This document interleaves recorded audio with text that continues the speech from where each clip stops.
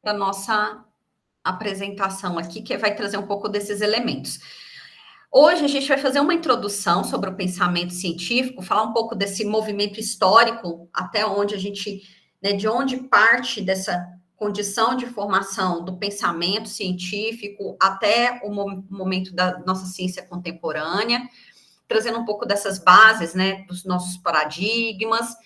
No próximo encontro, aí a gente vai falar um pouco de uma tipologia da pesquisa. Então, a gente tem tipos de pesquisa e que, de forma geral, a gente vai perceber que alguns tipos são mais utilizados no campo das ciências humanas e sociais, outros tipos de pesquisa são utilizados mais no campo das exatas, nas ciências da terra, né, nas ciências naturais, na saúde, a depender dos nossos cursos, das nossas áreas, a gente vai perceber um predomínio de um determinado tipo de pesquisa, muitas vezes pesquisas experimentais ou as pesquisas epidemiológicas. Se é relacionado à saúde coletiva, a gente vai perceber um uso de tipos de pesquisa de forma múltipla ou complementares. Então, na próxima quinta, a gente vai falar um pouco mais dos tipos de pesquisa. E hoje a gente vai falar um pouco dessa condição da evolução do campo científico. E, claro, quem quiser, o microfone, só abrir, considerar aí para poder falar e fazer contribuições. Como eu comecei hoje, né, com a enquete que eu falei para vocês, provocando, obviamente eu vou trazer essas provocações pensando a condição de valorizar outros tipos de conhecimento, que é como o próprio Ivo falou. Muitas vezes a gente vai pensar o conhecimento que não seja científico como um senso comum, mas são saberes de outras populações, de outras comunidades, de outras sociedades que são distintas aqui à nossa. E eu gosto bastante desse vídeo, que é da Vandana Shiva, não sei se vocês já conhecem essa autora, filósofa, que ela tem um livro que chama Monocultura da Mente, e ela vai trazer um pouco desse questionamento de como que a gente pode pensar uma ciência multicultural, e não só uma ciência hegemônica vinda do Ocidente.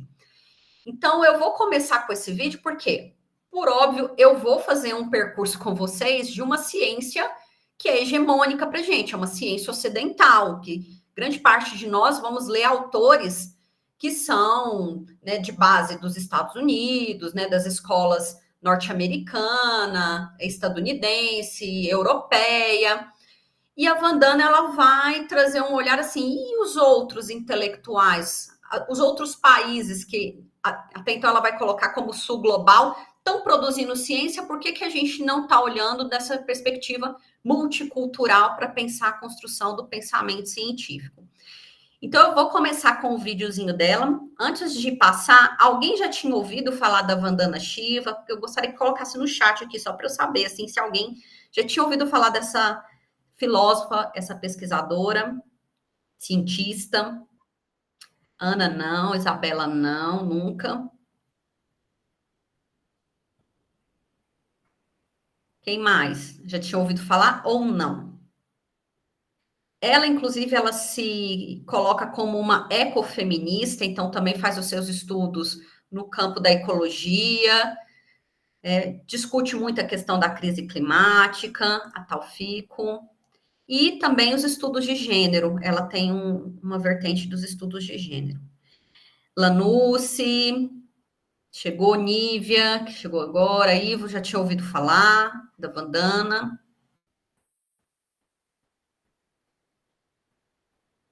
Não. Ela tem um livro recente, publicado pela Boitempo, chama Terra Viva. É a última edição dela de publicações, é bem interessante. Já estou aqui na... É um livro bem bacana, que ela traz um pouco da história da vida dela. Como que eu quero tributar? Sim, Nívia. Também não. Então, eu vou reproduzir esse vídeo, é bem curtinho, fica aí como um tira-gosto para que, como todo mundo aqui falou que não a conhece, fica um tira-gosto para vocês depois pesquisarem um pouco da história da Vandana, das publicações dela. E eu sou suspeita, gosto demais das publicações, do que ela tem produzido enquanto conhecimento.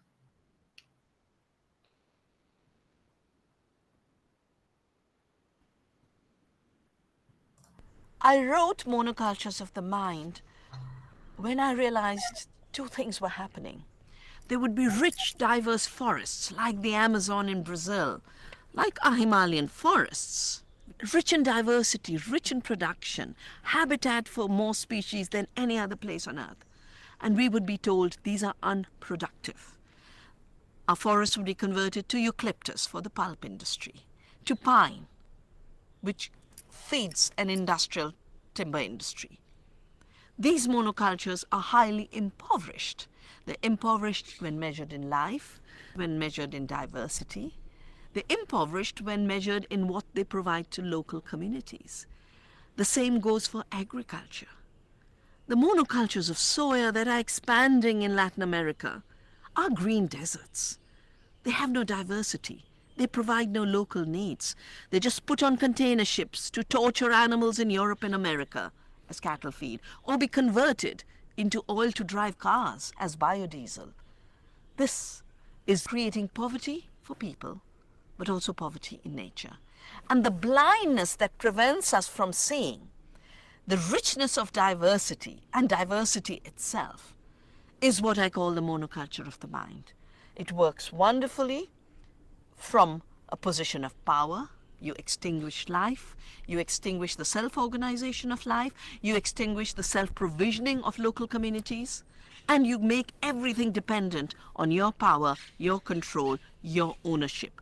A monoculture of the mind is literally a route to dictatorship over the earth.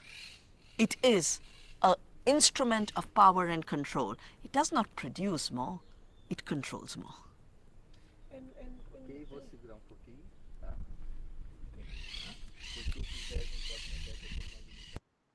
Então, aqui é só um aperitivo, um pouco da discussão que ela vai trazer, da importância da gente valorizar outras formas de pensamento, outras formas de produção do conhecimento, porque a gente parte de um olhar da ciência, muitas vezes num discurso um tanto ingênuo, né, de uma lógica de neutralidade, como se a ciência ela também não tivesse à mercê dos interesses políticos, dos interesses econômicos. É importante a gente demarcar um lugar que a gente vive enquanto estado de Goiás, que é o estado considerado do agronegócio. Então, quanto que a nossa universidade, muitas vezes ela trabalha à mercê de construir uma ciência em pró dos interesses do capital do agronegócio. Então, como que a gente precisa também ter um olhar crítico quando a gente está falando da própria ciência e de que ciência é essa? Então, eu trouxe a Vandana nesse primeiro momento para que a gente entenda que as origens do nosso pensamento científico também ele vem numa lógica de uma reprodução de uma relação de colonialidade, de uma colonialidade de poder. Então, o que a gente produz de ciência e reproduz de ciência tem a ver com essas relações de poder. E quantas vezes nós também criticamos ou, né, desvalorizamos determinadas correntes científicas, e aí um pouco do que o Ivo falou, da própria ciências humanas, em prol de interesses e de relações de poder que a gente tem em relação ao capital. Então, é importante a gente entender essa evolução, essa linha histórica do pensamento científico, que constitui, né, a nossa base da nossa universidade, do nosso pensamento acadêmico, que tem uma relação de poder, de uma hegemonia do ocidental, de uma relação de colonialismo. E aí, pode falar, Ivo, por favor. E assim, né, Fernanda, o quanto essa noção de quem constrói a ciência e como que essa ciência ela é construída, ela foi validada durante séculos, né? Olha, por exemplo, de onde você está começando? Da Grécia. Como se antes da Grécia não houvesse, por exemplo, a Grécia ali com seus 3, 4 mil anos antes de Cristo, com o início da... Opa, nem isso tudo. 340 anos antes de Cristo, né? Com o início das suas teorias, questões filosóficas, mas se esquecendo, por exemplo, de questões do continente africano com 10 mil anos de história. E que a Europa veio ali, bebeu, levou, tomou como dela e colocou como correto. E como essa visão de ciência que nós temos, ela está presente até numa questão de como você visualiza quem está fazendo ciência. Se você olha para a figura dela que acabou de falar, que eu acabei de esquecer o nome, você fala assim, mas ela é uma cientista vestida desse jeito? Né? E muito do que ela fala me lembra bastante até as falas do Krenak, relacionada à questão da natureza, de como nós estamos lidando com essas questões naturais, né? E que a gente invalida, por exemplo, esses saberes, outros que não são esses saberes europeus e norte-americanos, ou seja, norte-centrados. E aí me lembra alguns textos, né, da própria Spivak, que fala da pode o subalterno falar? Que subalterno é esse? Né? Ou até do Hadish, que fala os não-europeus pensam, que é um outro livro muito bom também. E é exatamente para provocar, porque quando a gente vai trazer esses elementos para pensar a ciência, é essa linha histórica que a gente tem, é como se começasse ali da Grécia Antiga. Isso não é só nas ciências humanas.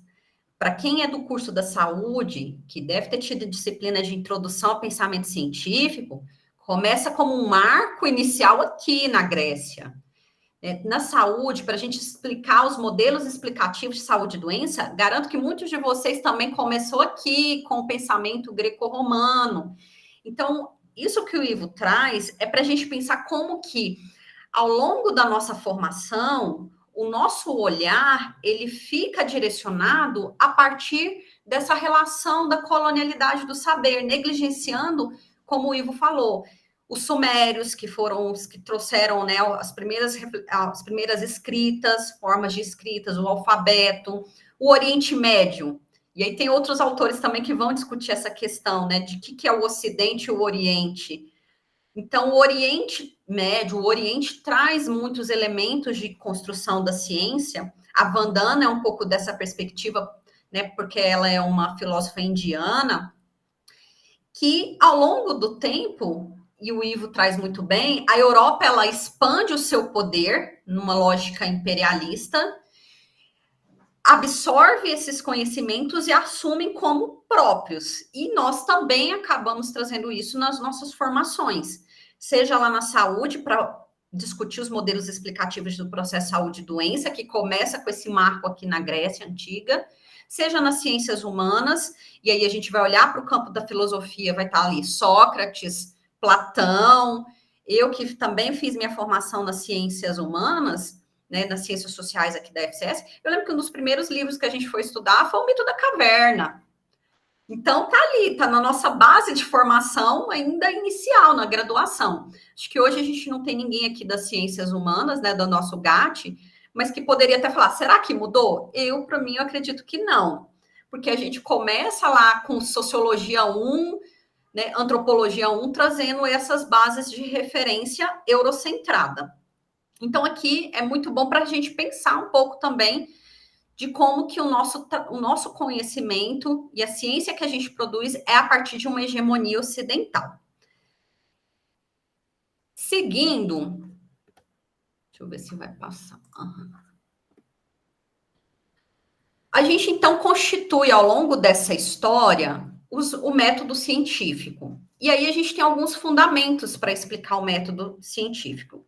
Então, aqueles que já tiveram disciplinas relacionadas à pesquisa científica devem se lembrar que a gente vai discutir o que é o pensamento indutivo, o que é pensamento dedutivo e as possibilidades de complementariedade entre esses pensamentos. Então, no método científico, a gente vai pensar que a ciência ela pode se constituir a partir de uma premissa de indução, de dedução ou a complementariedade desses dois elementos.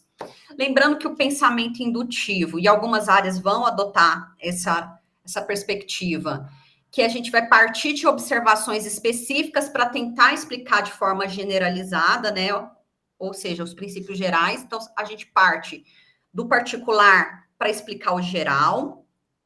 Muitas vezes, estudos com amostra, a gente faz um pouco disso, né? Pega a amostra para tentar explicar o contexto geral, de uma população geral. Inquéritos. Na saúde, a gente tem um pouco dessa perspectiva.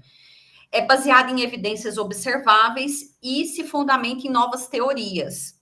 Aqui é um exemplo para a gente pensar como que é um pensamento indutivo. Observar que todos os corvos vistos, eles têm uma pelagem preta. E aí você leva uma teoria de que, então, todos os corvos são pretos. Já o pensamento dedutivo, a gente parte dos princípios gerais para conclusões específicas. Então, é do geral para o particular, baseado no raciocínio lógico, e a gente faz testes, né? A gente testa as teorias existentes. Um exemplo que a gente tem: se todos os mamíferos têm pelos, as baleias são mamíferos, então a gente deduz que as baleias também têm pelos. E existe também a forma de complementar os estudos a partir do pensamento indutivo e dedutivo, que são os dois métodos, pensando essa interdependência no processo científico, e que é um ciclo contínuo da investigação, com a validação mútua entre esses pensamentos, e que a gente vai constituir a base do nosso método científico moderno. Alguém está fazendo TCC aí? Ou ainda não está nessa fase do TCC, o projeto da pesquisa, o projeto de TCC? Não? Porque aí eu queria que vocês falassem um pouco do objeto de vocês para pensar onde que se localiza a sua pesquisa. Né? Se ela está numa lógica mais indutiva, se ela está numa lógica mais dedutiva. Ninguém, todo mundo caladinho. Então, quando vocês forem fazer projetos, é importante olhar também para essas questões sobre os fundamentos do método científico. Ainda sobre os fundamentos, já que na enquete vocês colocaram, né, que mais representa a ciência é a metodologia padronizada, uma metodologia estruturada para garantir um rigor científico, a gente precisa entender que dentro da ciência é fundamental a constituição do método científico e que ele é um processo sistemático em que os cientistas, os pesquisadores, os estudiosos, eles vão investigar os fenômenos, sejam eles naturais ou sociais, composto de etapas que elas são interconectadas.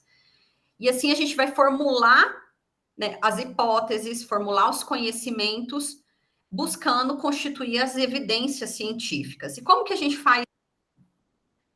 O Ivo está compartilhando aí, né? Até achou o livrinho da Vandana Shiva, da monocultura.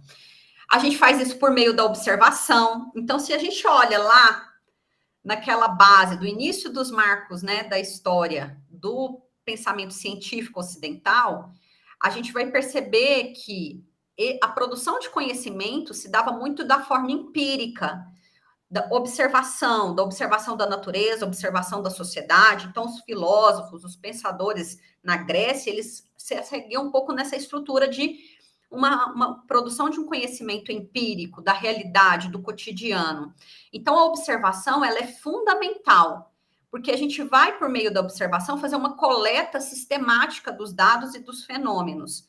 Isso a gente observa tanto nas ciências exatas, nas ciências da natureza, como nas ciências sociais. A observação, ela se constitui um elemento importante. A gente também tem a formulação de hipóteses. Claro que nas ciências humanas a gente não trabalha com essa perspectiva de hipóteses, né? Muitas vezes a gente trabalha com a perspectiva de pressupostos, que é a formulação das explicações possíveis para aquele meu objeto de pesquisa ou o fenômeno que está sendo estudado. O que uma hipótese é? É uma proposição testável que sugere uma relação entre as variáveis, ou uma explicação preliminar para o fenômeno, orientando a próxima fase de investigação. Por exemplo, na fisioterapia, muitas vezes a gente vai ver os estudos com essa lógica, em que vocês vão fazer algum teste relacionado à reabilitação, né, recuperação pós alguma sequela ou lesão, e vão analisar se a hipótese de vocês ela vai ser comprovada ou não a partir da intervenção de reabilitação ou de recuperação que a fisioterapia vai desenvolver. Então, alguns estudos que eu já li no campo da fisioterapia, elas vão trazer muitos desses elementos de tentar comprovar uma hipótese ou não, né, ou refutar essa hipótese. Outro contexto que é importante aqui, né, da gente pensar dentro dos fundamentos do método científico é a experimentação.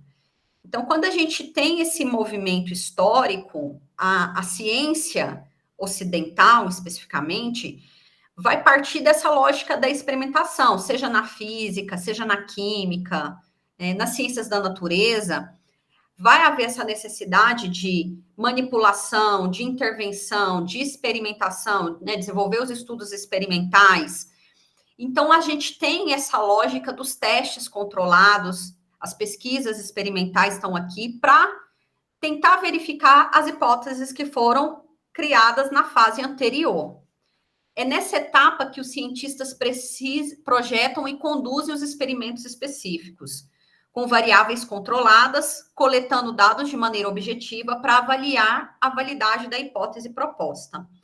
Então, no cursos da saúde, em específico, a gente vai ter muitos desses estudos experimentais, especialmente no campo da medicina, da biomedicina. Na educação física, a gente tem um núcleo, né, uma área, que é a área da biodinâmica, que vai desenvolver também muitas pesquisas experimentais, especialmente na área de treinamento, na prescrição de exercícios físicos. Então, a gente tem um pouco dessa perspectiva do uso da experimentação, de pesquisas experimentais. Dentro do HC, a gente observa muito isso, né, como um núcleo de pesquisa experimental. E aí eu queria abrir aqui, parar um pouquinho para ouvir. Quem está nos cursos da saúde já tiveram oportunidade de ver esses movimentos dentro do HC, das pesquisas, das ligas acadêmicas? Se acompanhou algum tipo de estudo experimental? Eu sei que a Talfico e a Ana Isabel tá indo lá na HC. Nívia, Lanucci, dentro do seu Sempre serviço. tem. Esses dias, um dos nossos colegas, ele até mandou uma pesquisa para a gente responder lá no PET. Eu acho que foi o Gabriel? Lucas. O Lucas Gabriel. Então, assim, para vocês dos cursos da saúde, muitas vezes vão estar muito próximo desse tipo de pesquisa experimental e que traz como um fundamento do método científico.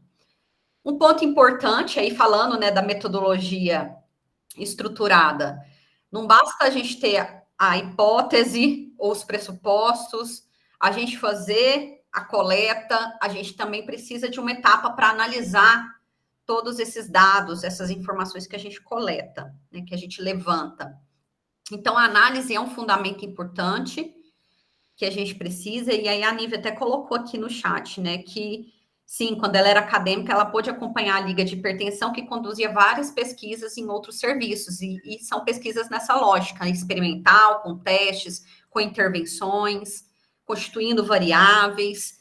E aí, claro, a análise ela é fundamental, né, para a gente fazer, né, a confirmação ou refutar essas hipóteses, esses pressupostos. É nessa fase que os cientistas utilizam métodos estatísticos, quando são, né, na perspectiva das ciências da natureza ou das exatas, ou ferramentas analíticas para interpretar dados coletados. Porque nas ciências humanas a gente vai fazer a análise, mas não numa perspectiva quant, muitas vezes. Às vezes até complementar. Alguns elementos, né, a gente traz da pesquisa quant, mas fundamentalmente o tipo de pesquisa nas ciências humanas parte de uma análise qualitativa, né, de uma abordagem qualitativa. Então, a gente vai ter outras técnicas de análise distintas dessa, que é o modelo, vamos dizer assim, que tem sido disseminado para pensar a ciência. Então, a gente vai identificar padrões, né, a gente vai também identificar contradições nos resultados que a gente tem, e determinar as evidências para apoiar a hipótese que a gente tinha inicialmente. E, claro, para toda a pesquisa, a gente precisa ter também um fechamento dela, que é a conclusão ou apresentação de uma nova teoria, ou a manutenção e o reforço de uma teoria já estabelecida. Então, é na conclusão que a gente vai formular as conclusões baseadas nas análises desses resultados que a gente obteve, para levar à confirmação, à modificação ou à rejeição daquela hipótese original que a gente tinha. Quando uma hipótese é consistentemente apoiada por muitos experimentos ao longo do tempo, ela pode evoluir para uma teoria científica. e constituindo um paradigma científico, inclusive. É importante a gente entender que, por mais que eu trouxe aqui para vocês de forma sequencial, observação, hipótese, experimentação, análise, conclusão, a pesquisa ela não acontece de forma linear assim. Então, às vezes, a gente começa com observação, aí escreve o nosso instrumento de coleta, aí depois, quando você vai aplicar ou fazer um pré-teste, pensando nessa lógica aqui, né, dessa forma como está apresentado, faz o pré-teste, você identifica que algumas das suas questões ou as variáveis que você apresenta, elas não estão adequadas, então você volta novamente, faz uma nova observação. Então, não é que a gente vai passando de um degrau para o outro. Muitas vezes a gente vai e volta na construção da pesquisa. Ok? Tudo bem até aqui, pessoal? Então, o que a gente tem por conceito de ciência? Então, a ciência é a busca sistemática pelo conhecimento, ou, na verdade, a validação do senso comum, né? Por meio dessa sistematização metodológica, né? Que é a partir da observação, da experimentação, né? Das análises, tudo isso pensando um rigor científico, que é o que vocês estão demarcando desde o momento que preencheram a enquete lá no início do nosso encontro hoje. Para a gente considerar, então, esse conceito da ciência, a gente tem que entender que a ciência ela vai buscar construir um conhecimento validado. Então, não adianta me falar que o açafrão, né, a curcuma da terra, é um excelente anti-inflamatório. Ok, as nossas avós já usavam isso, né? É um saber popular. Só que a ciência vai lá, vai fazer análises da curcuma, vai fazer testes sobre a curcuma. A UFG, inclusive, fez isso. Tem vários estudos, né, de mestrado, doutorado, lá no mestrado das Ciências da Saúde, que foram feitos a experimentação do uso da curcuma em atletas e que evidenciou que realmente, com o uso da curcuma, houve uma melhor recuperação pós-treino, né? Pós-exercício físico.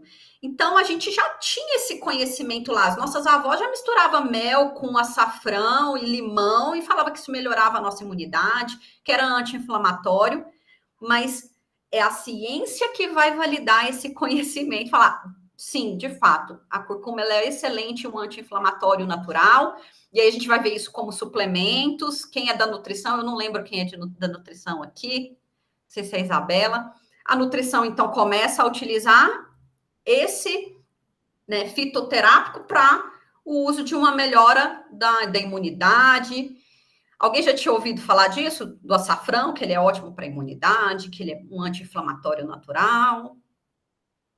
Então, estou trazendo como um exemplo para vocês perceberem. Gente, não me deixe conversando sozinha. Sim, muito a Nívia colocou. Então... Sim, a minha filha está falando aqui, eu já usei muito. Então, a gente tinha isso como senso comum, né? As nossas famílias, nossos ancestrais já usavam o açafrão da terra.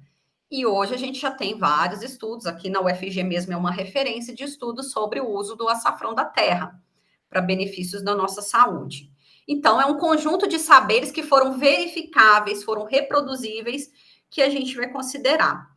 A ciência também, ela é uma investigação racional, vocês colocaram lá, né, também estava na enquete. Então, a gente vai usar da razão, da lógica, para tentar compreender os fenômenos. A gente vai constituir uma metodologia, a depender do tipo de pesquisa que a gente vai adotar, e aplicar essas técnicas, esses instrumentos, para buscar atingir o objetivo ou os resultados e confirmar ou não os nossos pressupostos, as nossas hipóteses. E um ponto importante, que é uma discussão ética, social.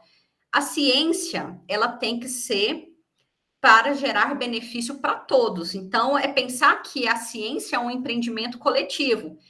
E a gente tem várias discussões sobre a questão das patentes, por exemplo, porque se a produção científica ela tem como um pressuposto ético, que é para favorecer toda a sociedade, como que a gente ainda permite e ainda é uma lógica de aceitação a questão dos patentes, por exemplo, dos medicamentos, que a gente tem essas discussões. Então, é importante a gente lembrar que, na perspectiva dessa conceituação da ciência, a ciência ela é vista como uma construção social para a evolução, né, para a transformação da nossa sociedade.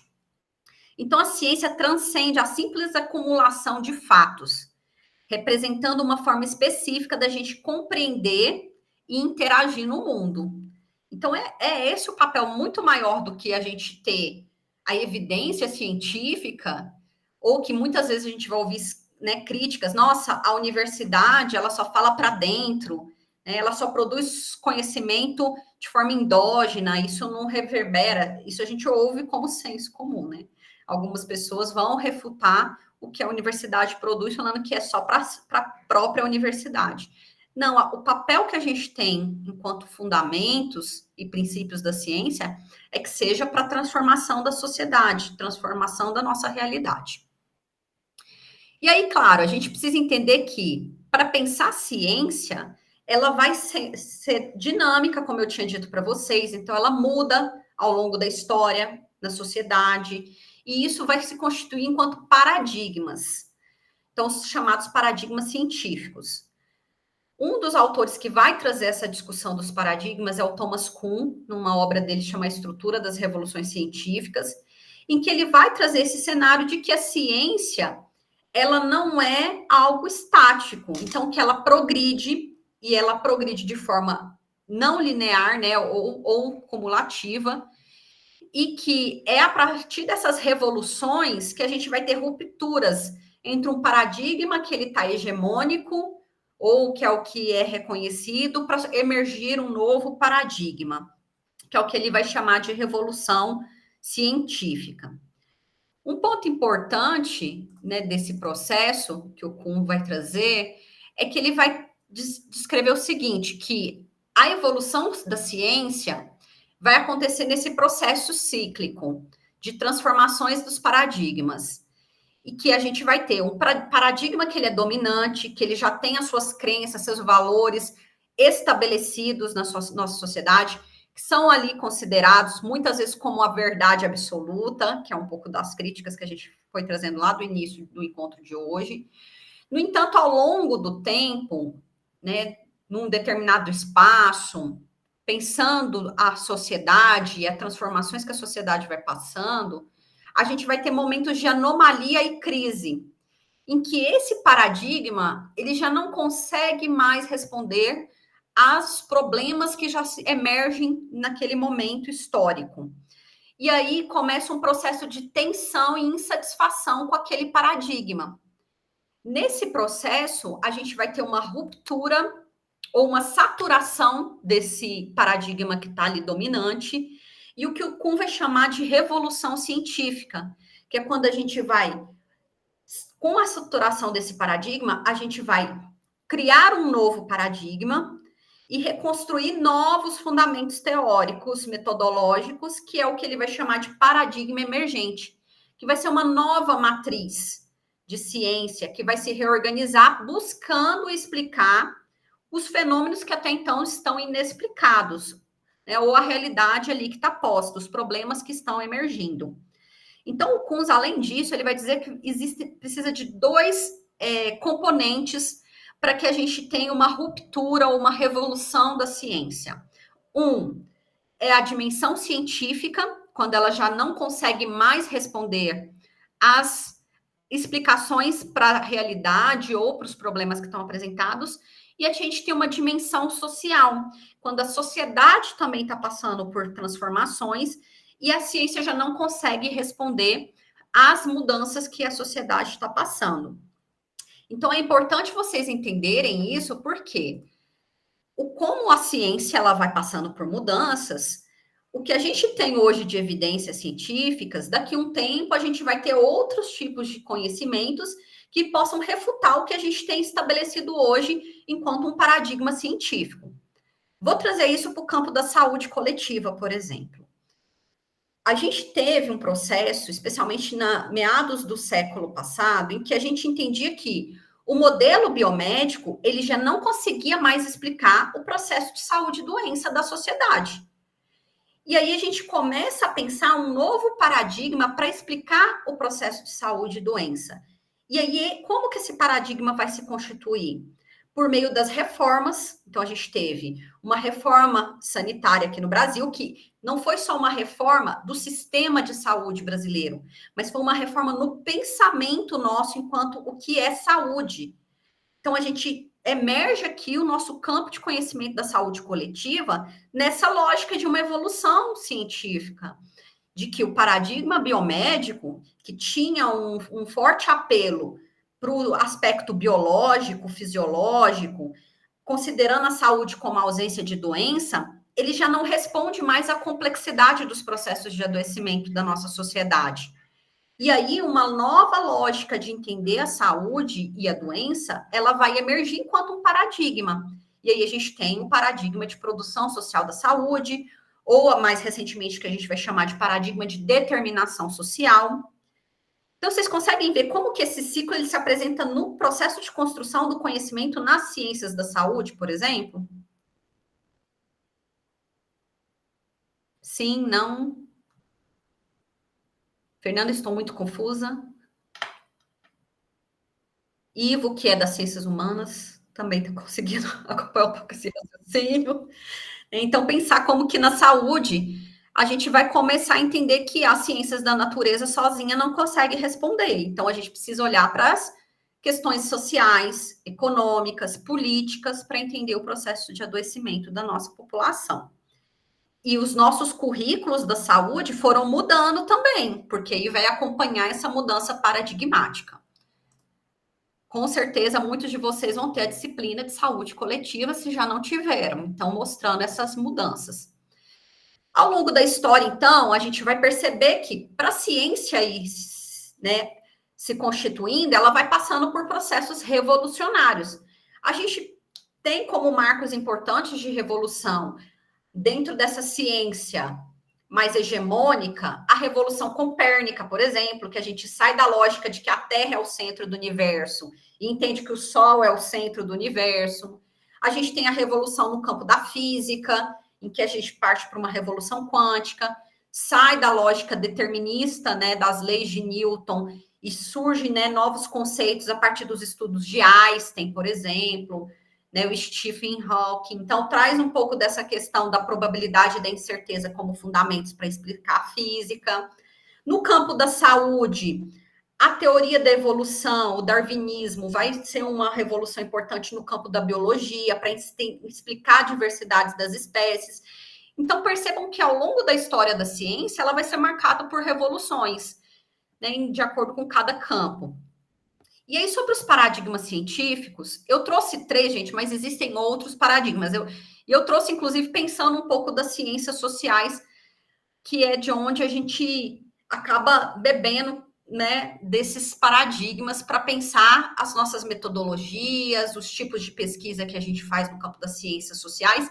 E, claro, na saúde coletiva vai beber desses paradigmas, especialmente o materialismo histórico dialético, que é um paradigma que vai ser uma base para a saúde coletiva. Então, a gente tem aí vários paradigmas, mas aqui como marcos que a gente tem, né, de paradigmas, a gente tem o positivismo, que é o que vai valorizar fatos observáveis e as relações mensuráveis. Então, os estudos quantitativos vão ser mais valorizados aqui na perspectiva positivista. A gente tem a hermenêutica, ou, né, o paradigma interpretativo, que vai focar nessa interpretação, na compreensão dos significados. Eu não sei se no campo das letras é mais nesse paradigma que vocês se ancoram, Ivo, se você quiser colocar também. Seria o paradigma que eu tenho menos aproximação, assim, né, e considera esse contexto histórico, cultural das experiências humanas. E, claro, o materialismo histórico dialético, né, que é uma base estruturalista, que analisa as relações sociais a partir das condições materiais, que compreende a história como um processo de contradições e de transformações. Então, aqui é uma síntese um pouco do que são esses 3 paradigmas. Você quer falar, Ivo? Não, só complementando, né? Dentro da área das letras, aí de forma específica dos estudos literários, que é a minha área, vai depender muito de que perspectiva nós vamos assumir.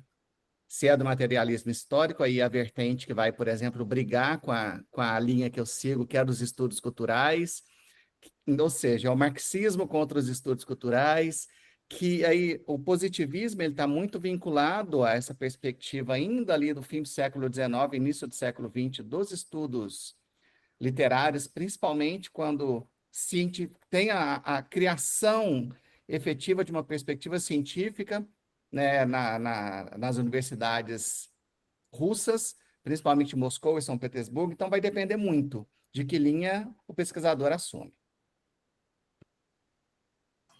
É bom você trazer isso, porque também, eu não sei você, Ivo, mas às vezes eu escuto do estudante, ele fala assim, mas professora, qual paradigma, né? Qual abordagem que eu vou seguir que é a melhor? Ele vai tentar buscar qualificar qual que é melhor. Eu falo, o que você quer? O que você busca na sua pesquisa? Porque dependendo do que é o seu objetivo e o seu objeto, e o que você se sente mais confortável, por isso que a gente não pode falar muito de neutralidade na ciência, porque a gente também vai fazer opções de acordo com aquilo que nos motiva, né? Você vai seguir, e eu falo assim para o meu aluno, e eu vou te acompanhar enquanto orientadora. Às vezes é um paradigma que eu não me aproximo, mas eu vou, né, reconhecer esse lugar que você vai seguir no seu percurso de pesquisa e acadêmico. Então, se é positivista, você vai ter que ter clareza de todo o rigor científico que se tem, né, do percurso metodológico que se impõe no positivismo e seguir nessa lógica. Se for na hermenêutica, se for no materialismo, também é nessa mesma perspectiva. Então, é um pouco nessa lógica, assim, não tem um que é melhor, o que é o pior, depende do que você quer e qual caminho que você quer seguir para constituir a sua pesquisa. Pode falar, Ivo. É por isso que essa neutralidade ela é impossível. Não existe neutralidade em nada, né? Até o fato, quando você diz é neutro, você já está assumindo um posicionamento, discursivamente falando, né? E na ciência, você precisa assumir qual que é o caminho que você vai percorrer. Ali você já assume um papel, um posicionamento, em quem você está se baseando, como que você vai se comportar. Então, assim, neutralidade é quase impossível. Exatamente. E a gente leva muito tempo para entender esse processo. Às vezes é a graduação, do mestrado e do doutorado para a gente conseguir transcender essa crença da neutralidade na ciência. A gente tem alguns representantes, né, de cada uma dessas correntes, desses paradigmas aí que eu trouxe para vocês. O positivismo, inclusive, foi uma corrente que foi importante na constituição política do Brasil. A nossa bandeira traz princípios do positivismo, né? A ordem e o progresso, que tem como a base lá, como referência o Augusto Comte, que vai fundamentar que o positivismo é uma corrente que ela vai buscar uma lógica, a racionalidade, e vem de um pensamento científico europeu. Então, a gente tem isso muito forte na ciência política, né, as primeiras correntes. E, assim, nas ciências sociais, a gente tem como uma representação importante o Émile Durkheim, que vai ser um autor da sociologia que vai se ancorar nessa corrente do positivismo. Alguém levantou a mão? Fui eu, né? Era só um comentário, né? Que, apesar de todos os pesares positivistas, tem o seu papel enquanto um elemento que vai direcionar para uma questão muito mais padronizada em alguns aspectos, né? E aí tem um problema, padronizar tudo, você não consegue fazer ciência dessa forma. Então, o positivismo tem seus pontos mais negativos, né? Mas teve uma contribuição pelo modo como ela construiu a base do seu pensamento. Mas aí, a hora que você entra em questões, por exemplo, deterministas, isso é um problema seríssimo. Exatamente. É pensar que... E é aquilo, gente, não é o 8 e 80. Cada uma dessas correntes, elas tiveram avanços, mas tem limitações, pensando a lógica, né, do que o Kuhn vai falar da revolução da ciência, da evolução da ciência. A gente, dentro do campo da hermenêutica, ela vem numa perspectiva de interpretação das subjetividades, né? Então, desenvolve uma teoria de interpretação dos fatores históricos e culturais, vai privilegiar a questão da experiência, da subjetividade, e aí está relacionado muito com o campo da fenomenologia, da interpretação textual, e o materialismo histórico dialético, que é uma das bases, né, do pensamento, da saúde coletiva, aqui com vocês, que muitos de vocês já tiveram aulas, né, dessas disciplinas, devem se recordar, vem com a base do Karl Marx e com Engels, que vai investigar as relações sociais como produtos históricos das condições materiais de produção. Vai constituir, né, alguns conceitos importantes a respeito da luta de classes, a infraestrutura, a superestrutura, mais-valia, entender essas contradições, a tríade dialética vai ser ali apresentada, e vai desenvolver críticas muito fortes sobre a alienação do trabalho, do sistema capitalista. Então, é uma base importante que a gente tem na saúde coletiva, por isso que muitos estudos no campo da saúde coletiva vão se ancorar no paradigma do materialismo histórico dialético, ou em estudos que a gente chama de estruturalistas. Pelo cenário do nosso tempo, eu tinha colocado alguns slides mais detalhados, né, de cada uma dessas correntes, mas aí depois eu coloco os slides lá no Google Classroom nosso, quem quiser ler mais detalhadamente cada uma dessas correntes. Isso é fundamental, gente, para saber o caminho, tá? Metodológico, teórico que vocês vão assumir. Então, cada um de vocês, especialmente os estudantes, na hora que for pensar o TCC, tem que se recordar que existem os paradigmas, e quais paradigmas que vocês vão acompanhar, em qual corrente de pensamento vocês vão se aproximar. Então, é importante fazer uma leitura e estudar isso aqui, para entender também como que vai ser a produção da pesquisa de vocês enquanto trabalho de conclusão de curso, ou no mestrado da dissertação, ou no doutorado para a construção da tese.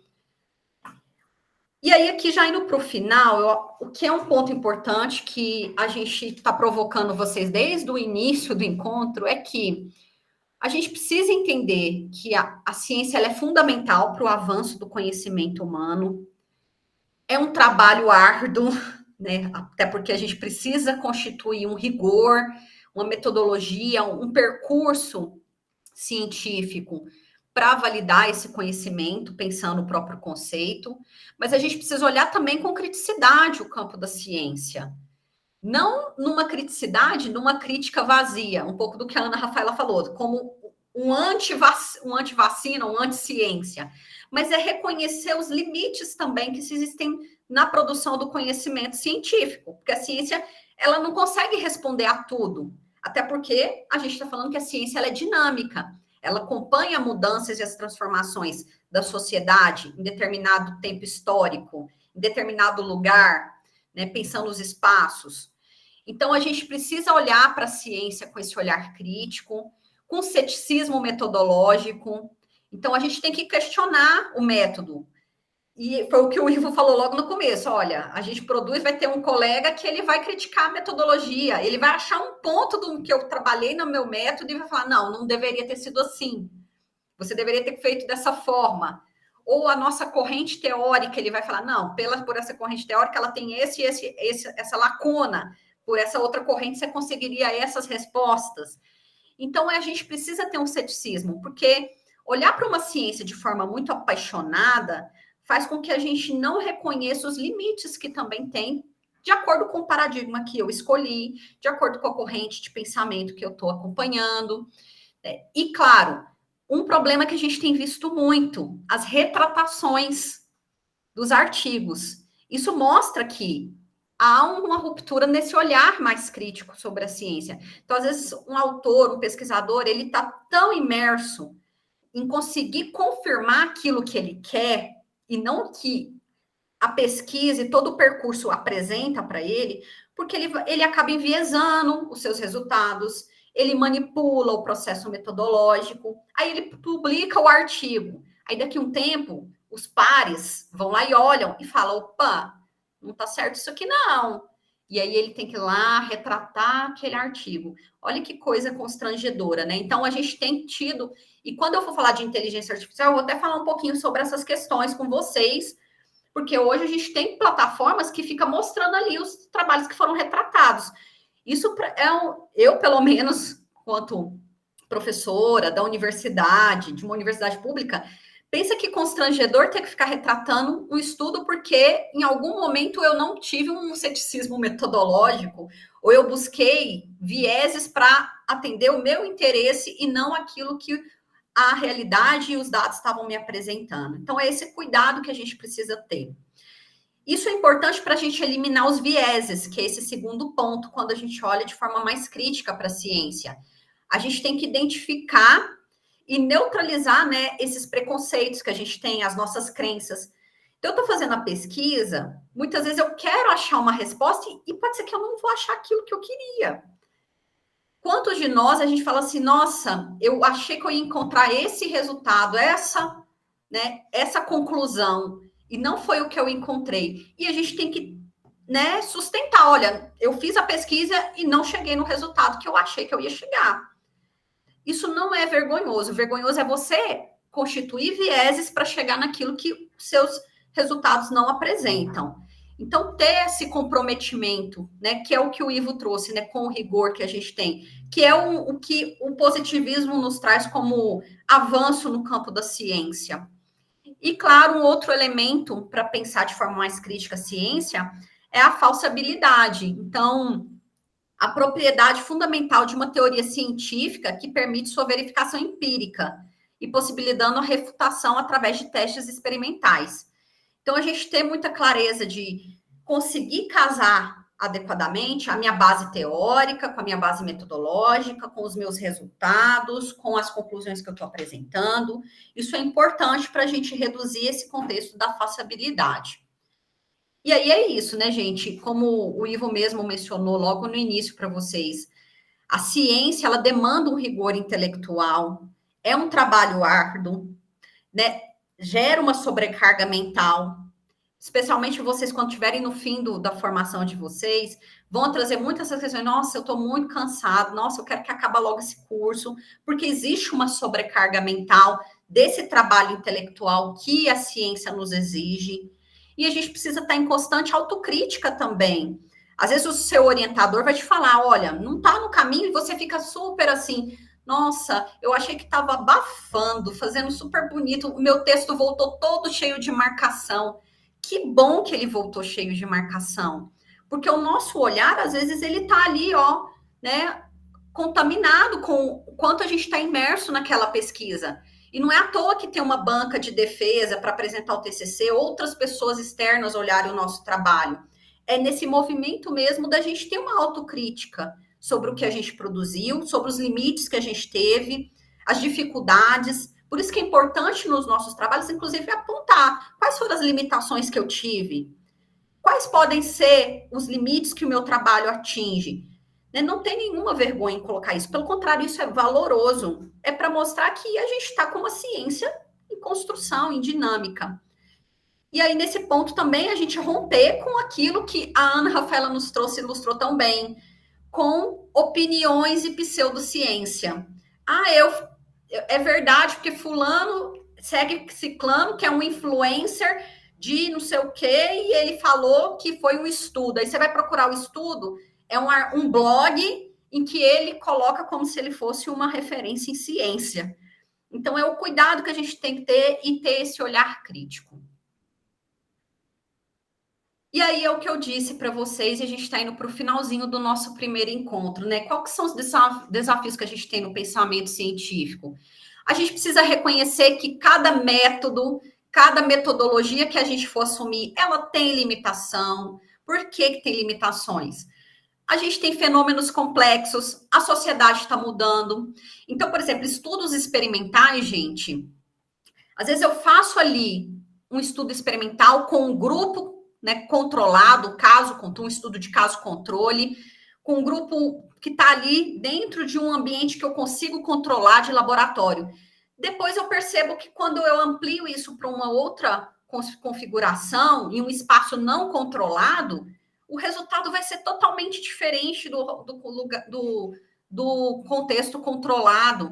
Então, a gente tem que entender que ali, né, até esses estudos que a gente tem isolados, que podem ser replicados em laboratórios, eles muitas vezes não vão conseguir atingir todas as respostas que a gente tem no contexto dos fenômenos sociais mais complexos.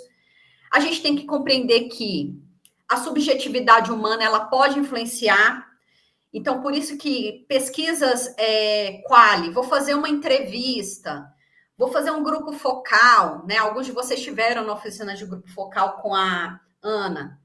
A depender do público, onde eu fizer esse grupo focal, as pessoas vão responder aquilo que ela acredita que o pesquisador quer ouvir, e não aquilo que, de fato, a gente gostaria de levantar, né, desse fenômeno ali que está sendo investigado. Então, esse cuidado. Se eu tenho vínculo com as pessoas com quem eu estou fazendo a pesquisa, então estou fazendo uma pesquisa participante, a gente tem que entender que tem limitações. As pessoas podem interpretar que, é o que a Fernanda quer ouvir, eu vou responder, é o que a sociedade espera de mim. Pesquisas, quando a gente quer captar a questão de racismo, preconceitos, homofobia, as pessoas têm dificuldade de colocar de fato o que elas pensam. Elas ficam assim, nossa, eu preciso falar o que é socialmente aceito. Eu orientei alguns estudos, né, sobre a questão de racismo, e uma das perguntas você acha... É aquela velha pergunta, né? Acha que tem racismo aqui nesse ambiente de trabalho? Tem. Você se considera racista? Não. Então, é aquilo, né? O socialmente aceito entre o que, de fato, seria a realidade que a gente não consegue desnudar. Então, a subjetividade humana, ela tem um fator que pode limitar os nossos estudos, especialmente nos estudos qualitativos. A gente precisa entender que existe uma complexidade disciplinar. Então, cada área da ciência, ela possui uma linguagem, um método próprio, ou métodos próprios. Na próximo encontro, a gente vai falar disso especificamente, né? Como que a gente tem tipos de pesquisas, considerando as áreas de conhecimento, as fronteiras do conhecimento que a gente tem também, né? Questões fundamentais que permanecem sem resposta. Então, tem algumas coisas que a gente fica assim... Recentemente, a gente tem visto muito assim, gente, a gente evoluiu, teve vacina da Covid, não consegue uma vacina para o câncer, não consegue uma vacina para o HIV, que até tem uma vacina, né? Recentemente saiu, mas ainda ela não é muito segura. Por que a gente ainda não conseguiu respostas, ou outros problemas, outras demandas, questões que a gente tem? A gente precisa entender que o conhecimento ele tem um limite, de acordo com os avanços que a gente já teve, de metodologias, né, de métodos, e que algumas questões não é no nosso tempo de agora que a gente vai conseguir responder. E não quer dizer que daqui a um tempo a ciência não consiga romper com essa fronteira. Então, também reconhecer essas fronteiras são importantes, e que alguns fenômenos podem estar além da capacidade humana para a gente compreender nesse momento histórico que a gente vive. Talvez daqui 2, 3 gerações, algumas coisas que para nós ainda são incompreensíveis sejam muito mais claras daqui a 2, 3 gerações, né, que vão nos suceder. Então, é importante a gente ter esse olhar do que são os desafios, né, do pensamento científico. A gente tem que entender que a ciência contemporânea ela está adotando um caminho focado nas tecnologias mais avançadas. Então, agora a gente está chegando no momento em que a discussão é sobre como que a inteligência artificial, né, a computação quântica, elas vão revolucionar a própria ciência.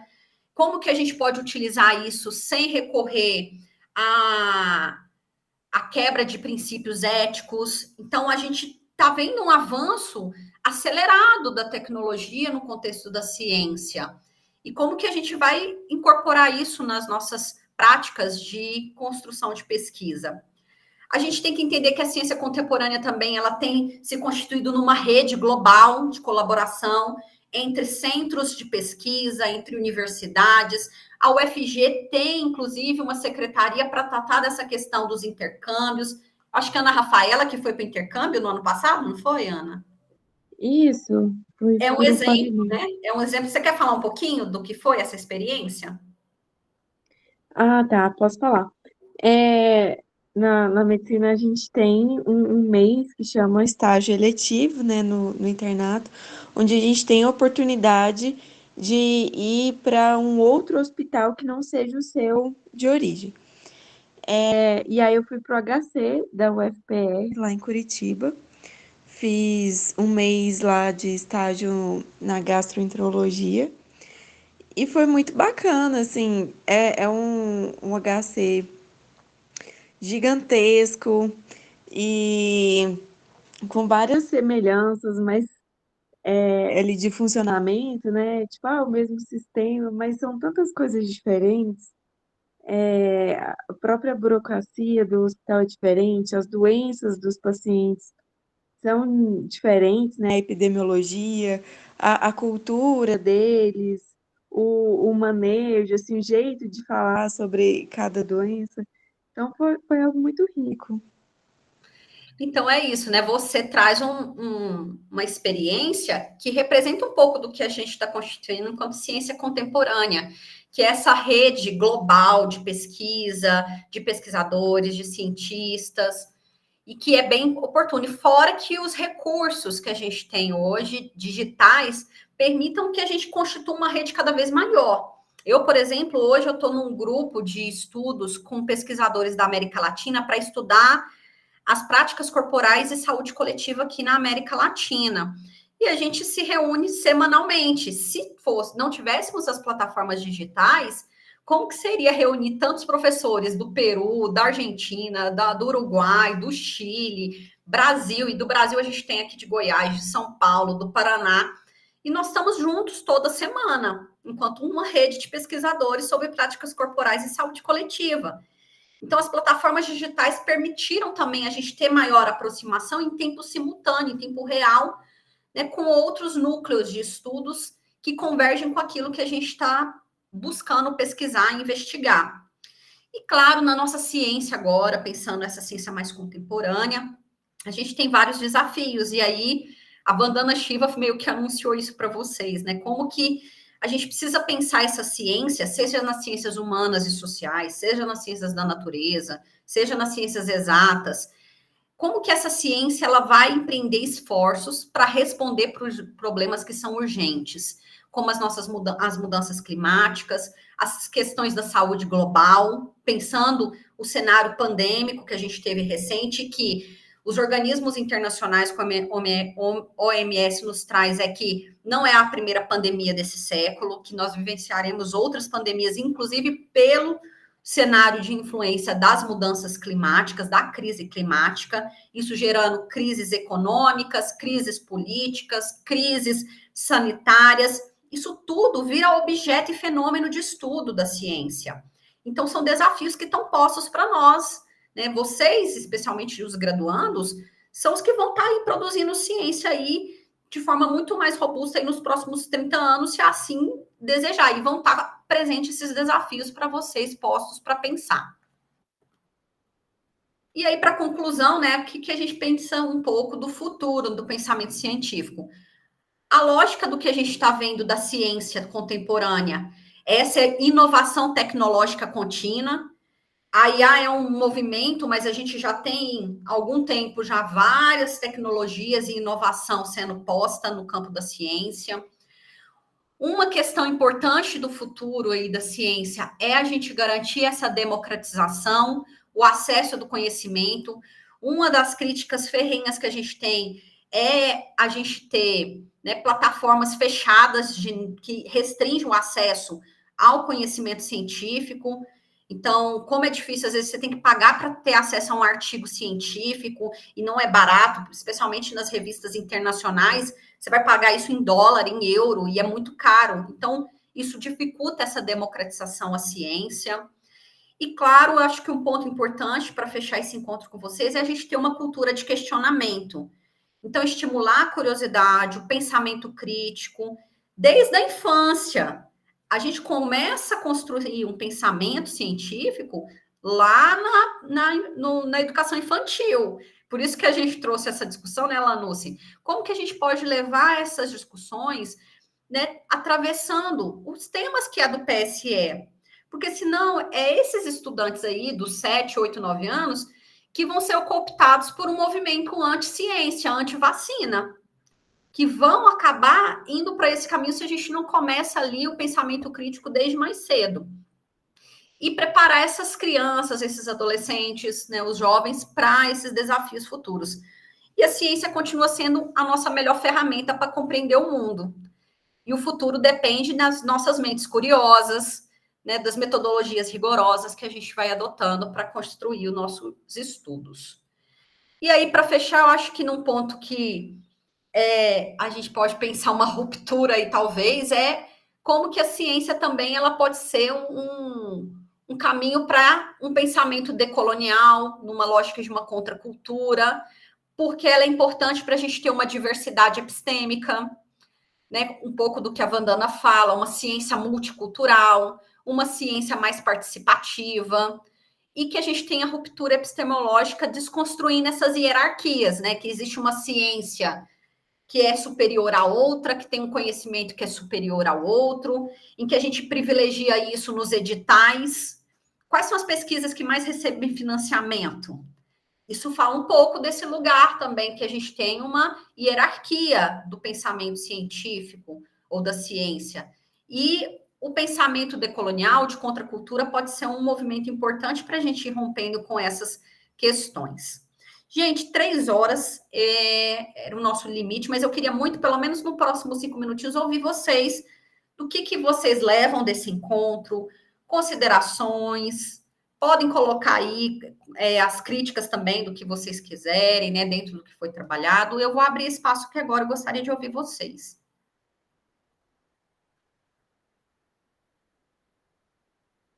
Acho que o Ivo tinha aberto o microfone. Podem levantar a mãozinha também, que eu vou organizando aqui as inscrições.